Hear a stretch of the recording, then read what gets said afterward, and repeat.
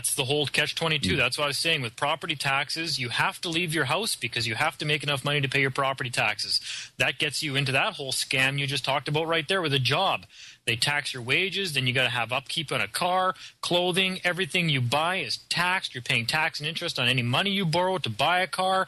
It's just a catch-22, right? And they get you into that game by forcing you out of your house and forcing you into work. That was the whole point of the feminist movement. Get the woman out of the house too. So now everything everybody does is taxable.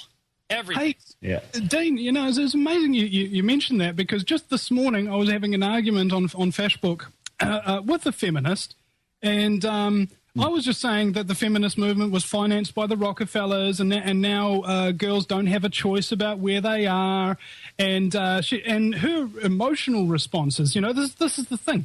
I'm never bashing women. This is the thing. Whenever you question feminism, feminists get emotionally involved in the idea and attack you as a person rather than arguing with the facts that you're presenting.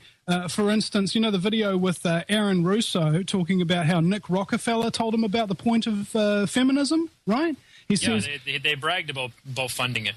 Yeah, exactly. And even after watching that video, even after that, she says, I get your point, but you're still a woman hater. Like, talk about conditioned responses. That's a conditioned response is what that is. I'm going to leave all logic and reason out of this discussion now, and I'm going to go straight to my preconditioned response, which is to attack you.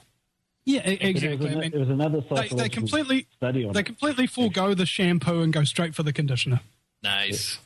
But there was another psychological study on it that I've forgotten the name of the doctor. But when someone denies facts or truth that they actually recognise as truth, but accepting them as truth would have them change their belief system. Yep. If they deny those facts, what it does is it sends endorphins to the pleasure centre of the brain. It's a form of mental wanking. Or that stuff. Mental masturbation. Yeah. You could say that.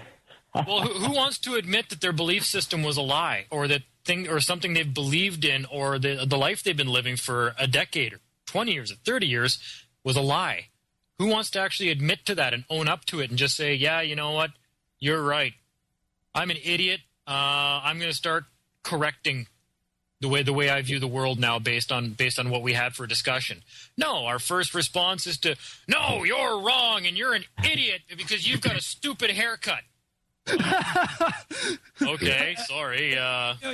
And it happens really quickly too. It's not a well thought out response. It's what is called a reptilian brain response. It's that fight or flight mechanism that suddenly engages. You ever said something you think you probably wouldn't have said if you take 10 seconds and take a few deep breaths first? That's a reptilian brain response. It's the emotional, angry, aggressive part of your brain making a reaction, not responding to the facts, not responding to the figures. They're not letting anything in. They're actually forcing it out again, trying to basically put a fist to it.